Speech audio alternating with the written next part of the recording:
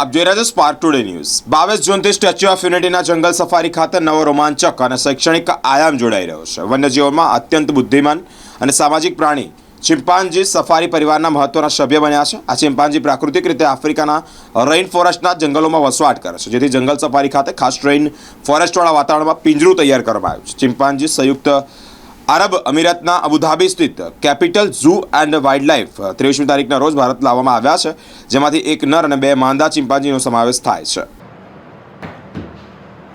जी, बहुत बढ़िया प्रश्न आपने किया है। सरदार पटेल ज़ूलॉजिकल पार्क में आज हम लोग चिंपैंजी को पब्लिक के लिए खोलने की हमने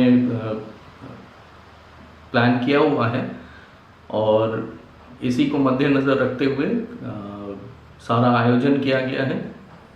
और आपको बताऊं कि हमारे पास करीब 112 रत्न हैं जो स्पीशीज़ हम लोग यहाँ पे पब्लिक को डिस्प्ले कर रहे हैं।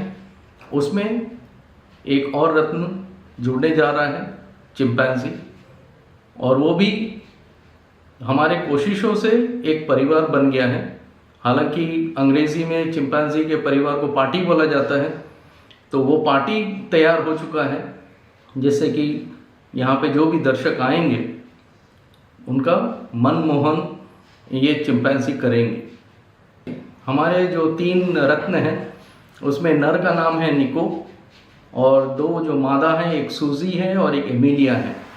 ये तीनों हमारे यहाँ पे न्यू इक्वेटोरियल गिनिया जो अफ्रीका का वेस्टर्न एरिया है वहाँ से सफ़र इन्होंने शुरू किया था 2011 में, और 2025 में सरदार पटेल ज़ूलॉजिकल पार्क में इनका एक सफ़र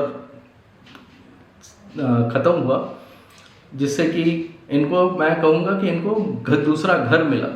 पहला घर तो इनका गिनिया इक्वेटोरियल एरिया में था, और जो दूसरा घर इनको मिला 2025 में वो सरदार पटेल ज़ूलॉजिकल पार्क है। चिंपैंजी मनुष्य के सबसे करीब है। इनका जो आनुवांशिक या जेनेटिक रिलेटेडनेस जो हम कहते हैं वो करीब 99% है।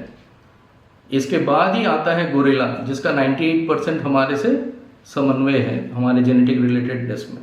तो इसलिए ये मनुष्य के सबसे करीब माना गया है। अगर मनुष्य का जो भी एवोल्यूशन हुआ है तो वो कहा जाता है कि चिंपैंजी और गोरिल्ला और चिंपैंजी के बीच में से होते हुए ये एवोल्यूशन हुआ है।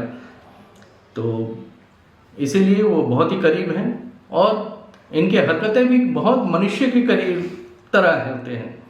तो ये सारे जो खूबियाँ हैं इनमें, प्लस जिस तरह के ये वातावरण में रहते हैं, उष्णकटिबंधीय रेन फॉरेस्ट मतलब वर्षा वन, तो उस वर्षा वन में ये प्राइमरी स्पीशीज़ हैं कि इनके रहते ही वो वर्षा वन आगे बढ़ सकता है, क्योंकि वो जितने भी फ्रूट्स होते हैं, फल होते हैं, उनको ये खाते हैं और डिस्पर्सल करते हैं, उनके बीजों को चारों तरफ लेके छोड़ते हैं, जिससे कि वो वर्षा वन भी कंटिन्यूटी में रहता है, उसका भी उस तरह से उपज हर जगह होता रहता है।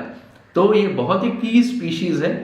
हालांकि तो हमारा ज़ू कोशिश करेगा कि भाई इनको कभी ना कभी यहाँ पे अगर प्रजनन हुआ तो धीरे धीरे कोशिश करेंगे कि भाई इनके वास्तविक जो निवास है वहाँ पे हम लोग इनको लेके जाएं। इनको हमने पूरा एक रेन फॉरेस्ट क्रिएट किया है यहाँ पे, जिससे कि जो भी देखेगा कांच के बैरियर लगे हुए हैं, उस पार कांच के उस पार हमारे चिंपैंजीज रहेंगे, कांच के इस पार हमारे दर्शक रहेंगे, तो उनको वो पूरा फीलिंग रहेगा कि वाकई वो एक वर्षा वन में खड़े हैं और चिंपैंजियों को देख रहे हैं। तो वो सारा कुछ सिमुलेटेड हैबिटेट हमने यहाँ पे क्रिएट किया हुआ है।